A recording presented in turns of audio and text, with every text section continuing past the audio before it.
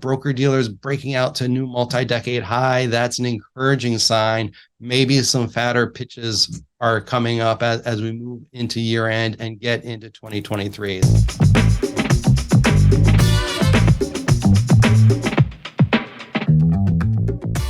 Good afternoon, everybody. Happy Thursday afternoon. Willie Delwich here with some Townhall Takeaways. Just got done with our weekly Town Hall for All-Star Charts Plus clients and wanted to share a few of the more interesting charts. I have a lot of charts that we could go through, but just pick out three of them, discuss some of the key takeaways and what that means for what we've seen so far this year and what we're likely to see going forward. So I think the first one, when we think back on what we saw last week, it's really a microcosm of what we've seen this year. Had a huge up move in the S&P 500, I think close to 6% weekly gain.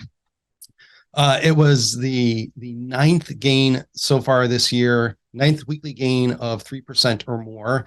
Contrast that with 10 weekly declines of 3% or more. So 19 over the course of the year, 3% moves one way or the other. It's both high in terms of 3% gainers and also in terms of 3% losers. Is really a year of swinging for the fences. And if we look at it from just what's happened over the past 13 weeks, we've had 9 3% weekly swings. So last week was up.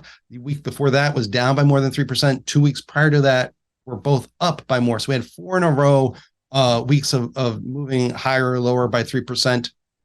That's 4 weeks in a row. But over the past 13 weeks, 9.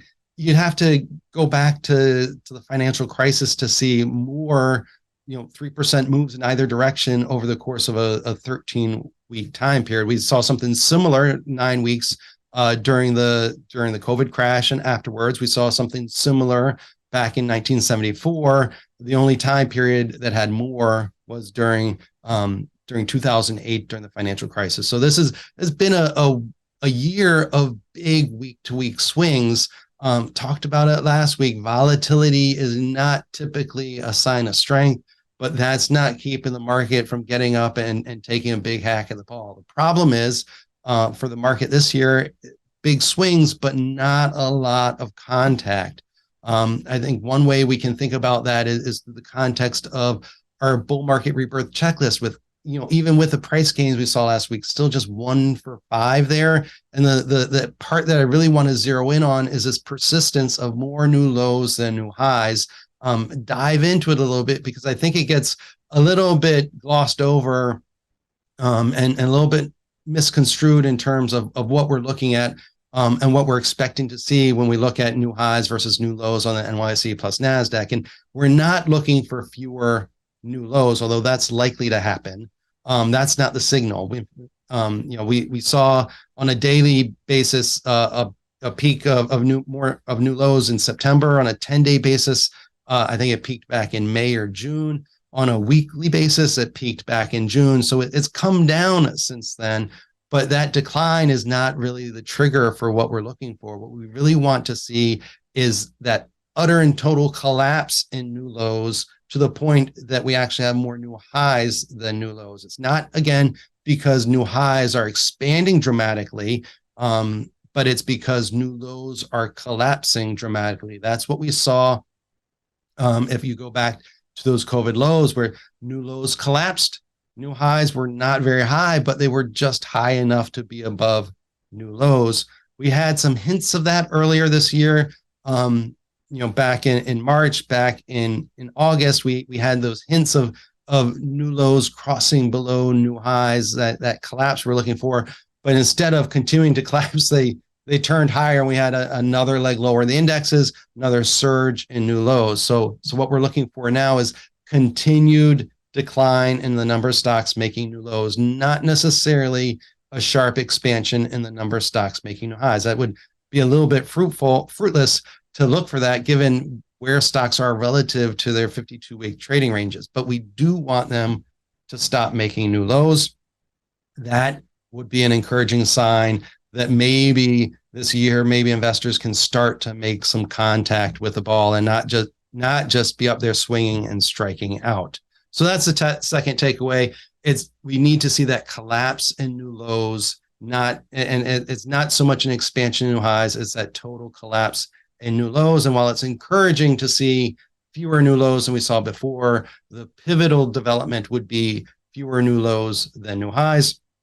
But where we are seeing encouragement, where we are seeing some evidence of contact, is not in the energy sector. That's not the only area that's working this year, though it is probably it is the best area in terms of performance.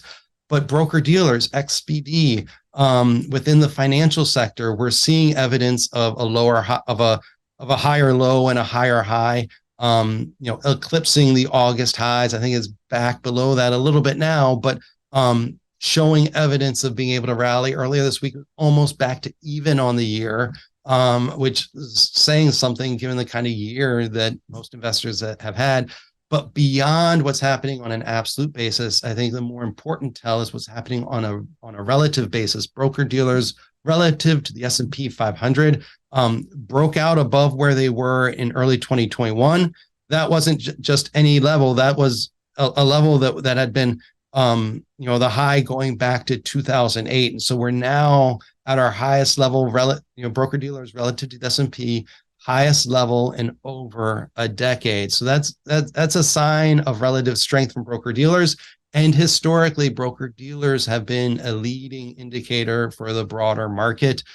Typically, where broker dealers go, the rest of the market follows. I understand not all the time, but that's been one of the favorite indicators over time that I've been doing this, is wanting to know where broker dealers are going. I like to also know where copper's going, and it's rallied, but that trend is still lower. But still, broker dealers breaking out to new multi-decade high. That's an encouraging sign. Maybe some fatter pitches are coming up as we move into year end and get into 2023. So those are the takeaways today. Lots of wild swings this year, lots of volatility, not much overall upside progress to show for it. That's the first one. Second one, still striking out when we're looking at new lows versus new highs. We need to see further collapse in new lows.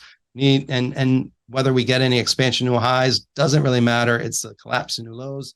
And where we might get a better fat pitch is if we look at where broker dealers versus S&P 500 are going, breaking out to their highest level in over a decade. That typically is an encouraging sign for the overall market. And let's see if that plays out this time as well. So those are the Townhall takeaways. Thanks for tuning in. We won't be doing this again next week because next week is Thanksgiving. So have a happy holiday. If you're going to be having turkey that day, if you're traveling, be safe. We'll do this again in a couple weeks as we discuss our Townhall takeaways and kind of the key charts that we're looking at as we think about the market, what we've seen, and what we're looking for going forward. Willie Delwich saying have a safe couple weeks, and we'll talk to you again soon.